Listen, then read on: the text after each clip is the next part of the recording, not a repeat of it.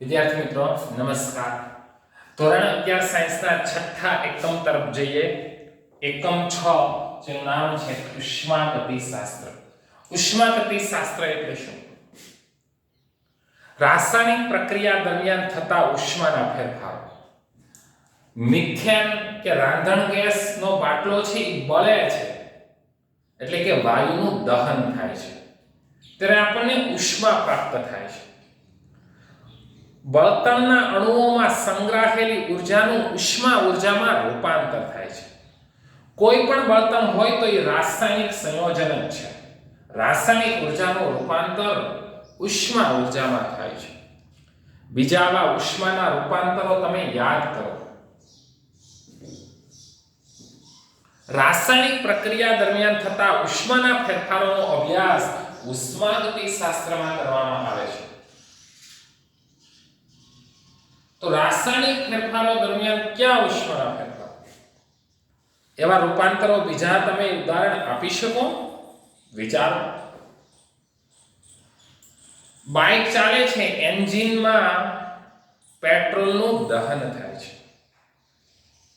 Car કે કોઈ પણ વાહનોના એન્જિનમાં પેટ્રોલ, ડીઝલ જેવા ઈંધણનું દહન થાય છે અને એનું રૂપાંતર યાંત્રિક કાર્ય કરવામાં થાય છે.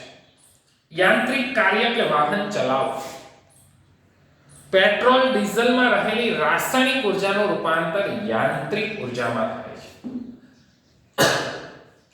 આવા ઉર્જાના રૂપાંતરોનો અભ્યાસ એટલે ઉષ્માગતિશાસ્ત્ર. ઉષ્માગતિશાસ્ત્રના 3-4 નિયમો ભણવાના છે. આ ચેપ્ટરની અંદર ઉષ્માગતિશાસ્ત્રનો શૂન્ય ક્રમનો નિયમ,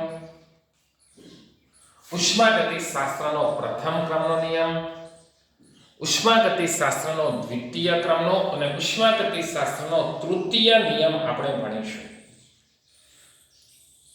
ઉષ્માગતિશાસ્ત્રના નિયમો સ્થૂળ પ્રણાલીના ઊર્જા વિનિમય સાથે સંકળાયેલા છે.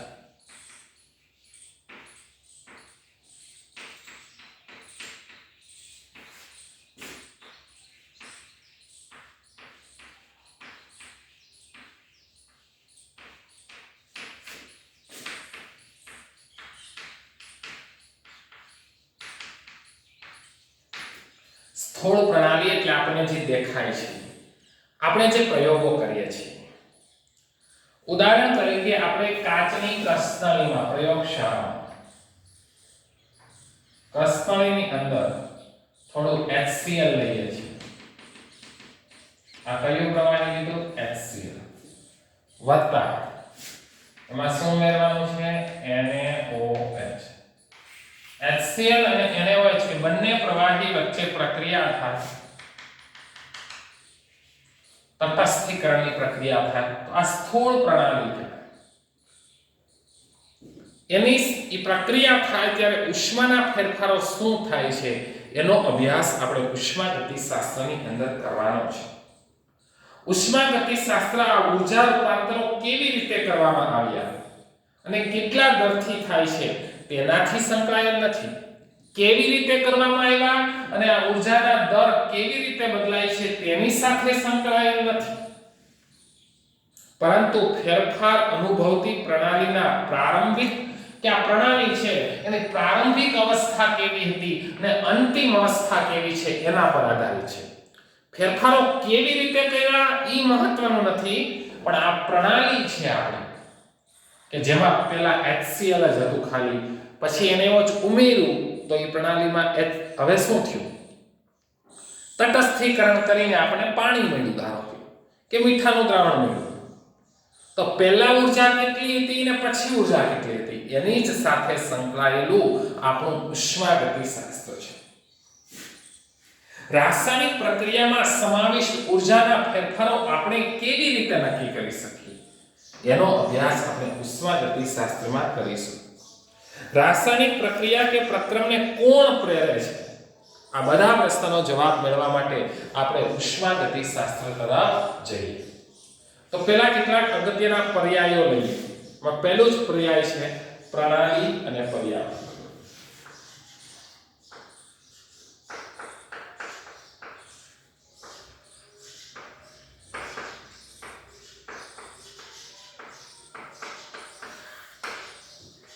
तो पहलो प्रश्न थाय कि प्रणाली એટલે શું? प्रणाली કોને કહેવાય?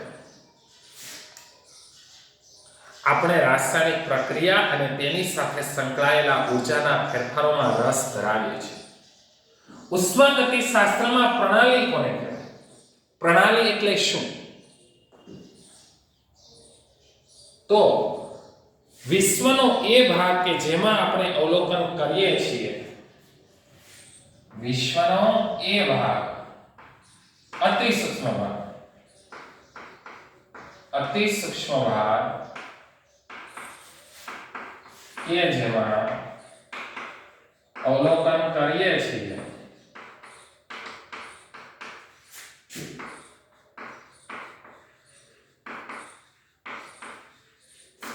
તેને પ્રણાલી કહે છે. ને શું કહેવાય? પ્રણાલી. ધારી લો કે આ કસ્તરીની અંદર પહેલા આપણે HCl લીધું, પછી આપણે NaOH ઉમેર્યું, તો આ અંદરનો ભાગ છે ને, જો અંદરનો ભાગ કસ્તરીનો, ઈ પ્રણાલી છે, બરાબર? બહારનો ભાગ છે ઈ પર્યાવરણ છે. બહારનો ભાગ છે શું છે? पर्यावरण. जो आटली वस्तु ध्यान में लो. तो आ कसनળી અને તેની અંદર રહેલું દ્રાવણ, જો આ કસનળી કે જેમાં તમે HCl લીધું હતું અને પછી તમે NaOH ઉમેરશો, તો આ કસનળીનો અંદરનો ભાગ છે એને આપણે શું કહીએ છીએ? પ્રણાલી.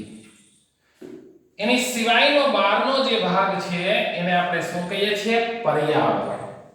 અને પ્રણાલી અને પર્યાવરણ બંને ભેગા થાય એટલે વિશ્વ આવે. તો પર્યાવરણ તો બહુ મોટું થઈ ગયું ને. તો પર્યાવરણની વ્યાખ્યા શું? વિશ્વનો પ્રણાલી સિવાયનો ભાગ છે. વિશ્વનો પ્રણાલી સિવાયનો ભાગ છે એને આપણે પર્યાવરણ કહીએ છીએ. તો આપણે શું લખી શકાય? તો ચાલો લખી શકાય પ્રણાલી વત્તા પર્યાવરણ. આ બંને ભેગા થાય એટલે શું બને? વિશ્વ. વિશ્વમાં બે વસ્તુ છે. જુઓ, આ ચોકને હું ધ્યાનમાં લઉં તો આ ચોક પ્રણાલી છે. ધારો કે આ ચોકમાં મારે એસિડના બે ટીપા નાખવા છે, તો ચોક એક પ્રકારનું રસાયણ જ છે ને. તો આમાં બે એસિડના ટીપા નાખું તો ચોક અને એસિડ, આ ચોકે જે જગ્યા રોકી છે, આ ચોક છે એ મારી પ્રણાલી છે. આજુબાજુનું વાતાવરણ ઈ પર્યાવરણ કહેવાય. ચોક વત્તા પર્યાવરણ એટલે વિશ્વ થાય. તો વિશ્વ તો કેવડું મોટું છે? ખૂબ મોટું છે. પર્યાવરણ તો આખા વિશ્વમાં છે એટલે પર્યાવરણ એ ખૂબ મોટો ભાગ છે, જ્યારે પ્રણાલી છે એ અતિ સૂક્ષ્મ છે. જો વિશ્વનો અતિ સૂક્ષ્મ ભાગ કે જેમાં આપણે અવલોકન કરીએ એને આપણે પ્રણાલી કહીએ છીએ. ધારો કોઈ એક બીકર લીધું છે, એમાં થોડું એવું પાણી લીધું છે, પછી મીઠું ઉમેરો છો તમે, ઢાંકણ બંધ કરી દેશો, તો આ બીકર છે કે જેમાં આપણે અવલોકન નોંધીએ છીએ એ આપણી પ્રણાલી. આ બહારનો જે આજુબાજુનો ભાગ છે એને આપણે શું કહેવાય? પર્યાવરણ. ને પ્રણાલી અને પર્યાવરણ ભેગા થાય એટલે શું બને છે? વિશ્વ બને છે. પ્રણાલી અને પર્યાવરણને કોઈ ચોક્કસ હદ રેખા દ્વારા અલગ કરી શકાય. જો આ હદ છે, જો આ હદ જેને આપણે સ્પર્શ રેખા કહેવાય, કે આ હદ છે તેની અંદરની છે પ્રણાલી છે અને એની બહારનું છે એ પર્યાવરણ છે. પ્રણાલીની બહારનો ભાગ છે એ પર્યાવરણ છે. આ જે રેખા છે એની અંદરનો ભાગ છે એને આપણે પ્રણાલી કહીએ છીએ. તો ચોક્કસ દિવાલ છે, સીમા છે, આ હદ છે. જો અહીંયા પણ જુઓ, આ કસનળીની જે હદ છે, જે સીમા છે તેની અંદરની પ્રણાલી છે અને તેનો બહારનો ભાગ પર્યાવરણ છે. ચલો હવે પ્રણાલીના પ્રકાર જોઈએ.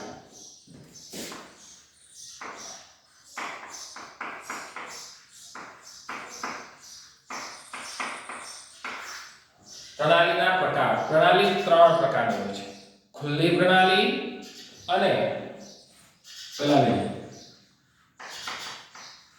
ખુલ્લી પ્રણાલી, બીજું લઈએ બંધ નિરાળી પ્રણાલી, ખુલ્લી પ્રણાલી, બંધ પ્રણાલી અને નિરાળી પ્રણાલી. તો ખુલ્લી પ્રણાલી એવી છે કે જ્યાં પ્રણાલી અને પર્યાવરણ વચ્ચે ઊર્જા અને દ્રવ્ય બંનેનો વિનિમય થઈ શકે. માનો કે આ બીકર છે, એની અંદર આપણે પાણી લીધું છે, ગરમ પાણી. તો આ પ્રણાલી છે એમાંથી દ્રવ્યનો પણ વિનિમય થઈ શકે. દ્રવ્ય તમે ઉમેરી શકો, દ્રવ્ય તમે બહાર કાઢી શકો. તો દ્રવ્ય એટલે શું? જથ્થો, પાણી. આમાં પાણી ઉમેરવું હોય તો ઉમેરી શકાય? હા, ખુલ્લી જ છે. પછી આને તડકે મૂકો તો પાણી છે બાષ્પીભવન પામીને બહાર નીકળી જાય, પાણી બહાર કાઢી શકાય. પાણી એક દ્રવ્ય છે. તો એવી પ્રણાલી કે જેમાં દ્રવ્યનો વિનિમય થઈ શકે, સાથે સાથે ઉષ્માનો પણ વિનિમય થઈ શકે. તો જુઓ, ઉષ્મા. તો ઉષ્માનો વિનિમય એટલે શું? કે એક બીકરમાં આપણે ગરમ પાણી લીધું છે તો એ આપમેળે ઠંડુ થાય છે કે નહીં? બીકરમાં લીધેલું પાણી આપમેળે ઠંડુ થાય છે? થશે. આ ગરમ પાણી એ વાતાવરણમાં ઉષ્મા ગુમાવીને આપમેળે ઠંડુ થશે. બીજી વાત કે ઠંડુ પાણી લીધું એને તડકે મૂકીએ તો ગરમ થશે? હા, એ સૂર્યમાંથી, સૂર્યના કિરણોમાંથી, સૂર્યપ્રકાશમાંથી ગરમી મેળવીને આપમેળે ગરમ થશે. ઠંડુ પડવું, ગરમ થવું એ શેનો વિનિમય છે? ઉષ્માનો વિનિમય છે. ખુલ્લી પ્રણાલી એવી પ્રણાલી છે કે જેમાં દ્રવ્ય અને ઉષ્મા બંનેનો વિનિમય થઈ શકે છે. હવે લઈએ બંધ પ્રણાલી. જો આ બંધ પ્રણાલી, આમાં એવું છે, બંધ પ્રણાલીમાં આપણે ઢાંકણ ઢાંકી દઈએ, બરાબર? કે આમાં ફક્ત ઉષ્માનો વિનિમય જ થઈ શકે, દ્રવ્યનો વિનિમય થઈ શકે નહીં. આ પ્રણાલીનું ઢાંકણ બંધ છે તો આપણે એમાં પાણી ઉમેરી ન શકીએ અને પાણી બહાર ન કાઢી શકીએ. દ્રવ્યનો વિનિમય ના થઈ શકે, પણ ઉષ્માનો વિનિમય થઈ શકે. માનો કે એક બીકરમાં તમે ગરમ પાણી રાખ્યું છે, પછી એને રકાબી દીધે કોઈ ઢાંકણ ઢાંકી દો છો. હવે ઢાંકણ ઢાંકી દીધું છે છતાં પ્રણાલીમાં ગરમ પાણી હોય તો એ આપમેળે ઠંડુ થવા માંડે. આપમેળે ઠંડુ થાય છે. ઉષ્મા ગુમાવીને આપમેળે ઠંડુ થાય છે. પ્રણાલી ઉષ્મા ગુમાવે છે અને આપમેળે ઠંડી પડે છે. તો ઢાંકણ બંધ હોય છતાં પણ ઉષ્માનો વિનિમય તો થાય. બરાબર? એવી પ્રણાલીને બંધ પ્રણાલી કહેવાય. હવે છેલ્લી પ્રણાલી કઈ છે? નિરાળી પ્રણાલી.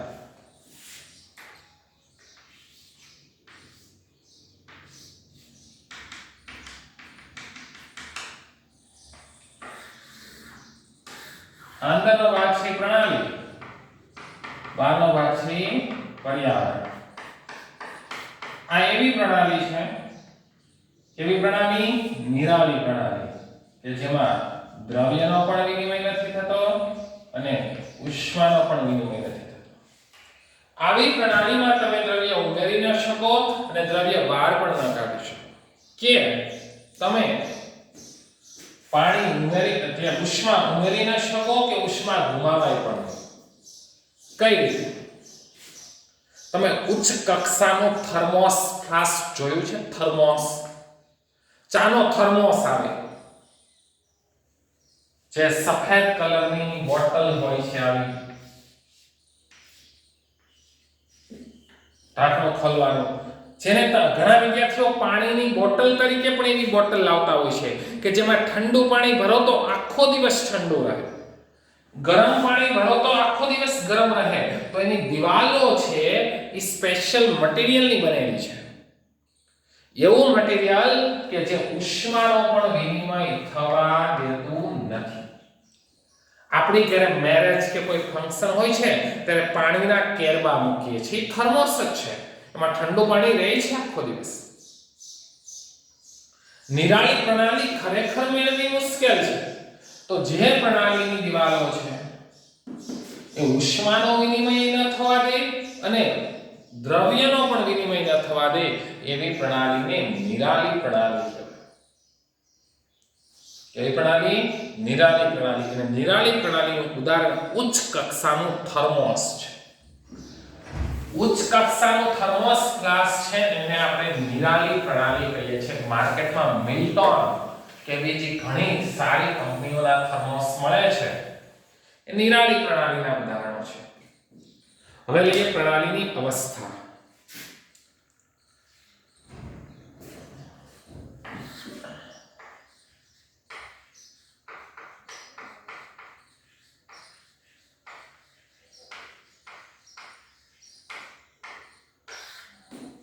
તો પ્રણાલીની અવસ્થા એટલે શું?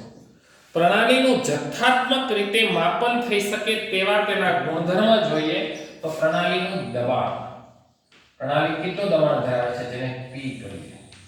પ્રણાલીનું તાપમાન જેને આપણે T કહીએ. પ્રણાલીનું કદ જેને આપણે V કહીએ. પ્રણાલીની જે અવસ્થા છે કોઈ ચોક્કસ તાપમાન ધરાવતી હશે, પ્રણાલી છે કોઈ ચોક્કસ દબાણ ધરાવતી હશે અને પ્રણાલી છે કોઈ ચોક્કસ કદ ધરાવતી હશે. આ બધા છે અવસ્થા દર્શાવતા વિધેયો છે એને અવસ્થા ચલ કહેવામાં આવે છે. એને અવસ્થા વિધેય કહેવામાં આવે છે. પ્રણાલીનું સંઘટનની દ્રષ્ટિએ વર્ણન થઈ શકે બરાબર અને ગણતરીમાં ઉપયોગમાં લઈ શકાય તેવા બધા પરિબળો જે પ્રણાલીની અવસ્થા ઉપર જ આધાર રાખે એને અવસ્થા વિધેય કહી શકાય. ઉષ્માગતિકીય પ્રણાલીના અવસ્થાનું વર્ણન તેના માપી શકાય તેવા સ્થૂળદર્શીય ગુણધર્મ દ્વારા થાય છે. પ્રણાલીની અવસ્થા બતાવી હોય તો એના કયા કયા ગુણધર્મો બતાવવા પડે? તો પ્રણાલીનું દબાણ, પ્રણાલીનું તાપમાન, પ્રણાલીનું કદ અને જથ્થો. પ્રણાલીનો જથ્થો છે, જથ્થાનો આપણે SI એકમ કયો છે? મોલ. અને મોલને શેના આપણે બતાવીએ છીએ? Small m. આ એવા પરિબળો છે જે પ્રણાલીની અવસ્થા ઉપર આધાર રાખે છે, માટે આને અવસ્થા ચલો અથવા તો અવસ્થા વિધેય કહેવામાં આવે છે. અવસ્થા ચલો અથવા તો અવસ્થા વિધેય તરીકે ઓળખવામાં આવે છે. આ એવા પરિબળો છે જે ફક્ત પ્રણાલીની અવસ્થા ઉપર આધાર રાખે. આપણે કીધું હતું ને કે બીકરમાં પહેલા ઊર્જા કેટલી હતી પછી કેટલી છે એ જ જોવાનું છે. અવસ્થા જ જોવાની છે. અવસ્થા કઈ રીતે પ્રાપ્ત થઈ તેના ઉપર આધાર નહીં. અવસ્થા વિધેયના પ્રાચલો એ એવા પ્રાચલો છે જે પ્રણાલીની અવસ્થા ઉપર આધાર રાખે છે, નહીં કે એ અવસ્થા કઈ રીતે પ્રાપ્ત થઈ. બરાબર? આવા અવસ્થા વિધેય તરીકે આપણે આંતરિક ઊર્જા ગણીએ.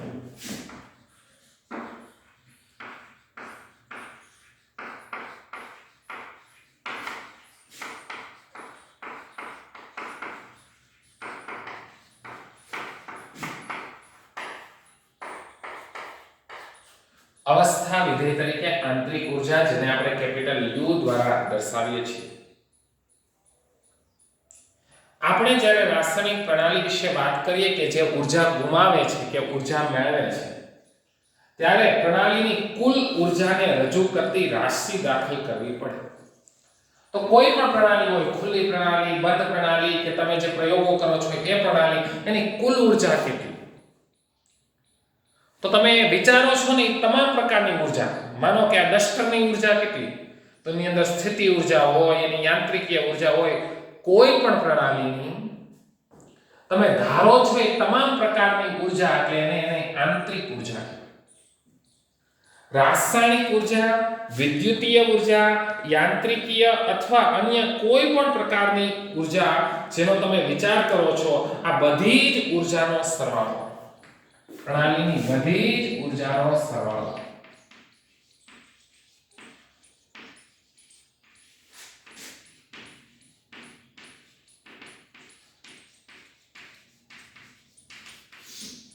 એને પ્રણાલીની આંતરિક ઊર્જા તરીકે ઓળખવામાં આવે છે. ઉષ્માગતિશાસ્ત્રની અંદર આ આંતરિક ઊર્જા છે એને આપણે U વડે બતાવીએ છીએ. તો પ્રણાલીની આંતરિક ઊર્જામાં ફેરફાર થઈ શકે? હા, પ્રણાલીની આંતરિક ઉર્જામાં ફેરફાર 3 રીતે થઈ શકે. તો જુઓ, એ ખાસ મહત્વનું છે. પહેલું, પ્રણાલીમાં ઉષ્મા દાખલ થાય ત્યારે અથવા તો ઉષ્મા બહાર જાય ત્યારે.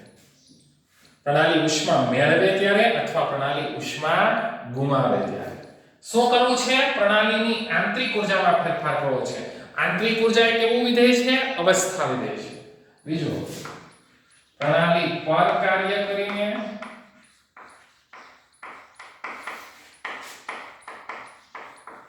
અથવા તો પ્રણાલી દ્વારા કાર્ય કરીને. પ્રણાલી પર કાર્ય કરીને અથવા પ્રણાલી દ્વારા કાર્ય કરીને જે પણ ફેરફાર થાય એને આંતરિક ઉર્જામાં ફેરફાર થયો કહેવાય. ત્રીજું, પ્રણાલીમાં દ્રવ્ય ઉમેરાય ત્યારે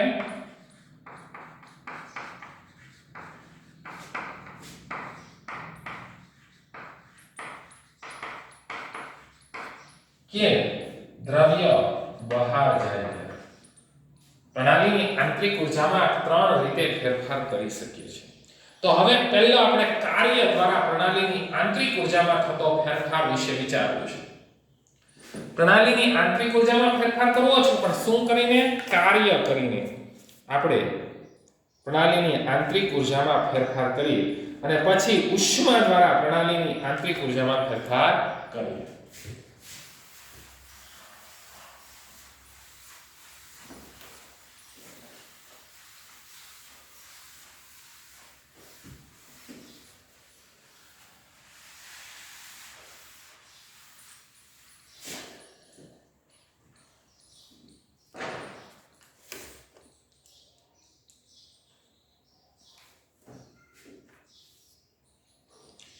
જો પ્રથમ આપણે કાર્ય દ્વારા પ્રણાલીના પર કાર્ય દ્વારા આંતરિક ઉર્જામાં ફેરફાર લઈએ.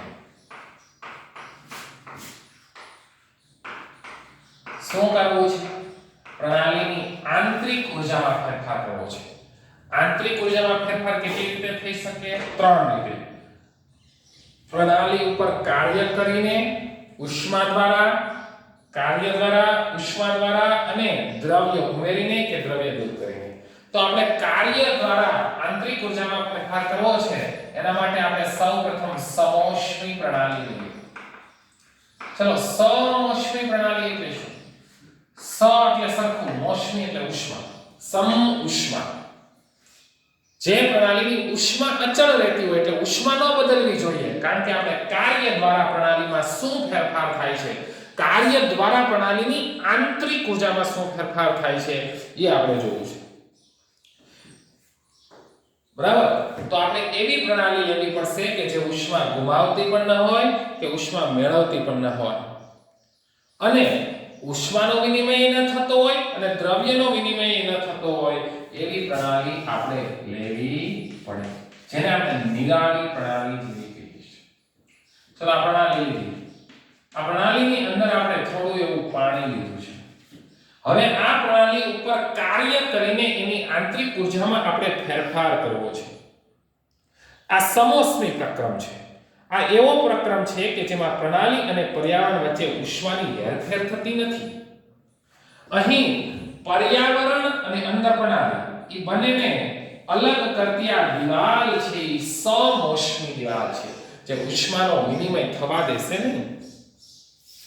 હવે થોડું કાર્ય કરીને આપણે પ્રણાલીની આંતરિક ઉર્જામાં ફેરફાર કરીએ. શું કરવાનું છે? કાર્ય કરવાનું. ધારી લો કે પ્રથમ આ પ્રણાલી હતી ત્યારે તાપમાન નોંધી લીધું હતું Ta, ત્યારે એની આંતરિક ઉર્જા હતી U1.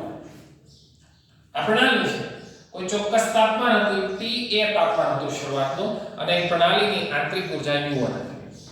હવે આની અંદર થોડુંક પેડલ ઘુમાવીએ કે કોઈ પણ બીજી રીતે બ્લેન્ડર કેમ ફેરવીએ છે, દાળમાં વલોણું ફરે છે કે પેડલ ફેરવીને આ પ્રણાલી ઉપર આપણે કાર્ય કરીએ કે એની આંતરિક ઉર્જામાં ફેરફાર થશે. આપણને ખબર પડે છે આપણે જે પણ કાર્ય કર્યું એના લીધેની આંતરિક ઉર્જા બદલાઈ ગઈ. પહેલા કેટલી આંતરિક ઉર્જા હતી પ્રણાલીની U1, કાર્ય કર્યું એટલે આંતરિક ઉર્જા બદલાવી. કેટલી આંતરિક ઉર્જા થઈ ગઈ? U2. પેડલ ઘુમાવ્યું છે એટલે તાપમાનમાં પણ થોડો ઘણો ફેરફાર થશે. એટલે હવે એનું તાપમાન કેટલું થઈ ગયું? TB. હવે કેટલું તાપમાન થઈ ગયું? TB. અને TB તાપમાન છે એ વધારે આવ્યું. તો પ્રણાલીની આંતરિક ઉર્જામાં થતો ફેરફાર ડેલ્ટા U બરાબર U2 માઈનસ U.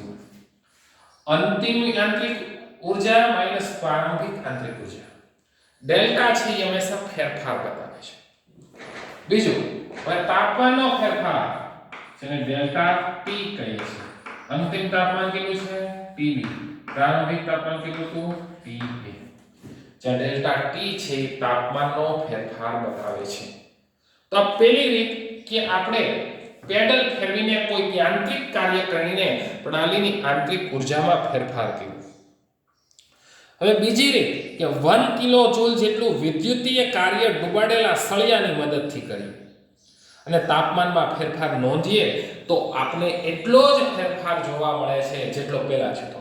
જો પહેલા મેં આ પ્રયોગ કરી લીધો, પેડલ ફેરવીને પ્રણાલીની આંતરિક ઉર્જામાં ફેરફાર કર્યો અને મેં તાપમાનમાં થતો ફેરફાર નોંધી લીધો. ધારો કે પ્રણાલીની તાપમાનમાં થતો ફેરફાર 0.5 ડિગ્રી સેલ્સિયસ છે, મેં નોંધી લીધો. હવે આ જ પ્રણાલી, ચલો આ જ પ્રણાલી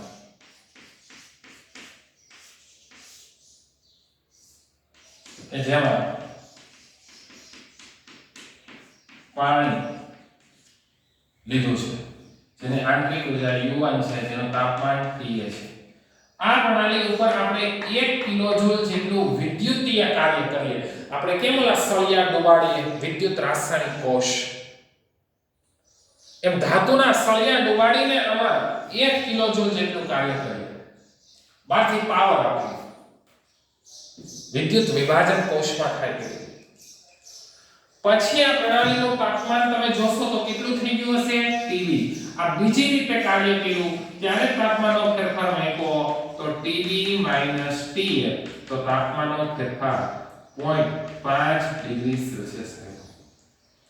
આપણે જાણવા મળ્યું પ્રણાલીની આંતરિક ઉર્જા બદલાવી. આપણે રસ્તો પહેલો પેડલ ઘુમાવવાનો હતો, રસ્તો બીજો ધાતુના સળિયા ડુબાડીને ગરમી આપી હતી. રસ્તો ગમે એ હતો પણ ફેરફાર તો સમાન આવ્યો. એટલે તાપમાનમાં થતો વધારો બંને કિસ્સામાં 0.5 ડિગ્રી સેલ્સિયસ છે, જે બતાવે છે કે આંતરિક ઉર્જા એ અવસ્થા વિધેય છે. એ પ્રણાલીની અવસ્થા ઉપર આધાર રાખે છે, નહીં કે એ અવસ્થા કઈ રીતે પ્રાપ્ય છે. અહીં પ્રણાલી પર કાર્ય કરીએ તો આંતરિક ઉર્જામાં થતો ફેરફાર ડેલ્ટા U એ તમે કરેલા કાર્યની સમપ્રમાણમાં હોય. જેટલું કાર્ય કરશો વધારે તો એની આંતરિક ઉર્જામાં વધારે ફેરફાર થશે. આ કાર્ય છે ને ઇંગ્લિશમાં વર્ક કહેવાય, વર્ક W. અને અહીંયા લખું છું એડિશનલ. આ એડી શું છે? એડિશનલ, જેને ગુજરાતીમાં બાહ્ય કાર્ય કહેવાય. તમે બીજા પરિચિત અવસ્થા વિધેયના નામ આપી શકો છો. કદ, દબાણ, તાપમાન. આપણે પ્રણાલીમાં 25 ડિગ્રી થી 35 ડિગ્રી સેલ્સિયસ તાપમાન કરીને પ્રણાલીના તાપમાનમાં ફેરફાર લાવીએ તો આ 10 ડિગ્રી સેલ્સિયસનો તાપમાન છે વધારો એ માનો કે આ પ્રણાલી હતી એનું પહેલા તાપમાન 25 ડિગ્રી સેલ્સિયસ હતું, પછી 35 ડિગ્રી સેલ્સિયસ થઈ ગયું. તો અહીંયા તાપમાનમાં થતો ફેરફાર કેટલો થઈ ગયો? 10 ડિગ્રી સેલ્સિયસ તફાવત. તો તાપમાનમાં થતો 10 ડિગ્રી સેલ્સિયસ ફેરફાર છે એ કઈ રીતે પ્રાપ્ય થયો એ મહત્વનું નથી. એ જુદી જુદી રીતે પાણીને ઠંડુ કરીને કે પાણીને, હવે જો ગરમ પાણી હોય એને ઠંડુ કરવું હોય તો તમે ડોલ વડે પાણી ઉમેરી શકો, બોરનું પાણી ઉમેરી શકો, નદીનું પાણી ઉમેરી શકો. પાણીને ઠંડુ પાડીને 35 ડિગ્રી થી 25 ડિગ્રી સેલ્સિયસ તાપમાન લાવવું હોય તો તાપમાનનો ફેરફાર એ ગમે રીતે થાય, પણ આપણો લક્ષ્યાંક છે કે 25 ડિગ્રી સેલ્સિયસ તાપમાન મેળવવું. ઓકે, તો આ કાર્ય દ્વારા આપણે જોયો પ્રણાલીની આંતરિક ઉર્જામાં ફેરફાર કાર્ય દ્વારા. હવે બીજી રીત પ્રણાલીની આંતરિક ઉર્જામાં ફેરફાર કરવો હોય તો પ્રણાલીમાં ઉષ્મા દાખલ થાય ત્યારે અથવા તો ઉષ્મા બહાર જાય ત્યારે. તો આપણે તાપમાન અચળ રાખવું પડે. નહીં તો કેવું થાય પણ ઉષ્મા મેળવશે તો તાપમાન તો વધી જશે, મને એવું લાગે છે. જોઈએ આપણે પ્રણાલીની આંતરિક ઉર્જાના ફેરફાર પર્યાવરણથી પ્રણાલીમાં ઉષ્મા ઉમેરીને કે પ્રણાલી છે ઉષ્મા ગુમાવે ત્યારે એની આંતરિક ઉર્જામાં ફેરફાર થાય. આ ઉર્જાનો વિનિમય જે તાપમાનના તફાવતનું પરિણામ છે એને આપણે ઉષ્મા ક્યુ કહે છે. સમોષ્મી દિવાલને બદલે ઉષ્માનું વહન કરતી દિવાલો મારફતે સમાન તાપમાન ફેરફાર કરી આપણે ઉષ્મીય વહન કરતી દિવાલો વાળું પાત્ર જે કોપરનું બનેલું હોય છે તેને ટીએ ધરાવતું પાણી લઈએ અને એક મોટો ઉષ્મા સંગ્રાહક જેને તાપમાન ટીવી વડે આપણે બતાવીએ. જો હવે આ આકૃતિમાં ભૂસી નાખીશું.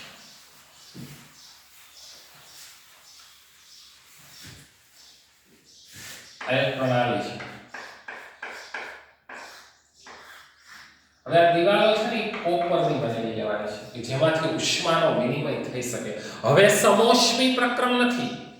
આપણે શું કરી રહ્યા છીએ? આ લીધેલી પ્રણાલીની આંતરિક ઉર્જામાં ફેરફાર કરવો છે. આંતરિક ઉર્જામાં ફેરફાર બે રીતે થઈ શકે. પ્રણાલી ઉષ્મા મેળવે ત્યારે કે ઉષ્મા ગુમાવે ત્યારે. હવે આ ઉષ્મા પસાર થઈ શકે એવી દિવાલો છે, તાંબાની દિવાલો છે. તો પ્રણાલીની આંતરિક ઉર્જામાં થતો ફેરફાર એ પ્રણાલીએ મેળવેલી કે ગુમાવેલી ઉષ્માના સમપ્રમાણમાં હોય. જેમ આંતરિક ઉર્જામાં વધુ ફેરફાર થશે તો મેળવેલી ઉષ્મા વધારે હશે અથવા તો ગુમાવેલી ઉષ્મા વધારે હશે. પછી તાપમાનમાં પણ ફેરફાર થતો હોય કે જેમાં પણ થતો હોય પણ આંતરિક ઉર્જામાં થતો ફેરફાર અહીં કોના લીધે થાય છે? ઉષ્માના ફેરફારને લીધે થાય છે. જો ઉષ્મા પર્યાવરણમાંથી પ્રણાલીમાં હેરફેર કરે તો Q ધન, એટલે જો આ પ્રણાલી ઉષ્મા મેળવતી હોય તો Q પ્લસ આવે અને પ્રણાલી ઉષ્મા ગુમાવતી હોય તો Q માઈનસ આવે. તો આપણે આ બીજી રીત શીખા કે જેમાં ઉષ્મા દ્વારા પ્રણાલીની આંતરિક ઉર્જામાં ફેરફાર આપણે કર્યો.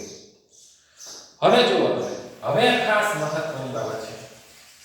આ બે પ્રયોગોના અંતે તમે નક્કી કર્યું કે પ્રણાલીની આંતરિક ઉર્જામાં ફેરફાર થાય છે એને ડેલ્ટા યુ કહેવાય. એ બે રીતે થાય છે, ઉષ્મા દ્વારા અને કાર્ય દ્વારા. તો આંતરિક ઉર્જામાં થતો ફેરફાર ડેલ્ટા યુ બરાબર Q પ્લસ W આને ઉષ્માગતિશાસ્ત્રનો પ્રથમ નિયમ કહેવાય. ઉષ્માગતિશાસ્ત્રનો પ્રથમ નિયમ છે. એનો ગણિતીય સ્વરૂપ છે પણ અહીં બંને સંજ્ઞા પ્લસ લીધી છે એ વ્યાજબી નથી. એ ક્યારે પ્લસ લેવી ને ક્યારે માઈનસ લેવી સમજો. ધારો કે આ આપણી પ્રણાલી છે. એ ઉષ્મા મેળવે ત્યારે પ્રણાલી ઉષ્મા મેળવે તો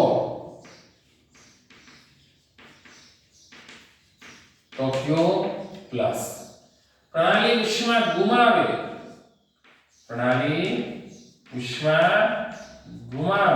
તો Q માઈનસ.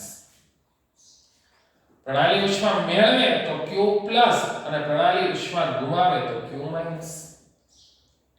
તો અહીંયા હંમેશા પ્લસ જ હોય એવું જરૂરી નથી. ક્યારે પ્લસ લેવી પડે, ક્યારે માઈનસ લેવી પડે. બીજી વસ્તુ, કાર્ય. પ્રણાલી ઉપર કાર્ય કરીએ, બરાબર? આપણે જો કરીએ પ્રણાલી ઉપર કાર્ય કરીએ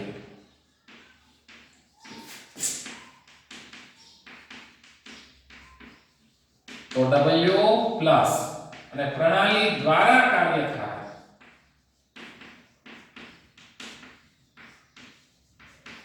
તો W માઈનસ. પ્રણાલી દ્વારા કાર્ય થાય તો W માઈનસ અને પ્રણાલી ઉપર આપણે કાર્ય કરીએ તો W પ્લસ. બરાબર?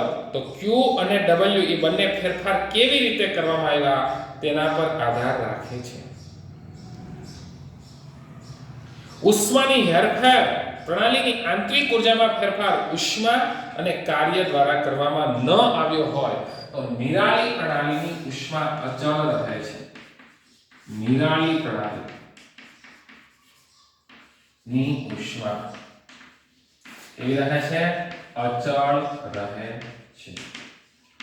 ડેલ્ટા U બરાબર Q પ્લસ W. તો ડેલ્ટા U બરાબર કેવું થાય? 0. Q plus W. આંતરિક ઉર્જાનો ફેરફાર શા માટે શૂન્ય થયો? કેવી પ્રણાલી છે? નિરાળી પ્રણાલી. નિરાળી પ્રણાલી છે, ઉષ્મા મેળવે નહીં અને ઉષ્મા ગુમાવે નહીં. એના ઉપર કાર્ય થાય નહીં અને એના દ્વારા પણ કાર્ય ન થાય. છતાં પણ U0 આવે તો W આવવા જોઈએ -W બરાબર Q. જેટલી ઉષ્મા મેળવે, જો અહીંયા Q પ્લસ આવ્યો એનો મતલબ શું થાય? ઉષ્મા મેળવે છે. તો જેટલી ઉષ્મા મેળવે એટલું હવે કાર્ય થઈ જાય છે. W માઈનસ છે તો પ્રણાલી દ્વારા કાર્ય થાય ત્યારે W માઈનસ આવે. તો આ હતું ઉષ્માગતિશાસ્ત્રનો પ્રથમ નિયમ. કોયડા નંબર 6.1 જુઓ. આજે શીખેલા મુદ્દાને દ્રઢ કરવા માટે કોયડા નંબર 6.1 આપ્યો છે. પહેલું, પ્રણાલી વડે પર્યાવરણમાંથી ઉષ્મા શોષાય નથી પણ પ્રણાલી પર કાર્ય થયેલ છે તો પ્રણાલીની દિવાલ કેવી હશે? પ્રણાલી દ્વારા ઉષ્મા શોષાય નથી પરંતુ પ્રણાલી દ્વારા કાર્ય થયેલ છે તો પદાર્થની આંતરિક ઉર્જામાં થતો ફેરફાર એ કાર્ય દ્વારા થયો, બાહ્ય કાર્ય. કારણ કે આંતરિક ઉર્જામાં ફેરફાર થાય એ Q અથવા તો W દ્વારા થાય. Q એટલે ઉષ્મા દ્વારા થતો કાર્ય. તો ઉષ્માનો ફેરફાર થતો નથી એવું કીધું. તો આંતરિક ઉર્જામાં ફેરફાર કોના દ્વારા થાય? બાહ્ય કાર્ય. AD લખ્યું છે ને, એડિશનલ એટલે બાહ્ય અને W એટલે બાહ્ય. દિવાલો કેવી હશે? સમોષ્મી. સમોષ્મી દિવાલ.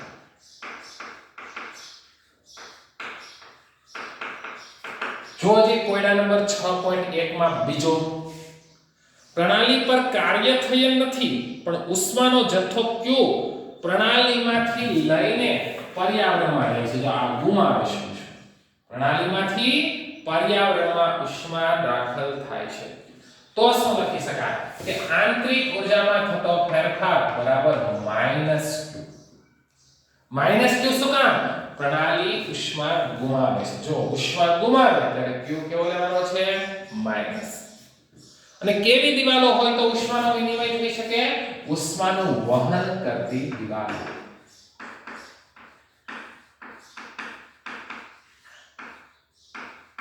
ઉષ્માનું વહન કરતી દિવાલ.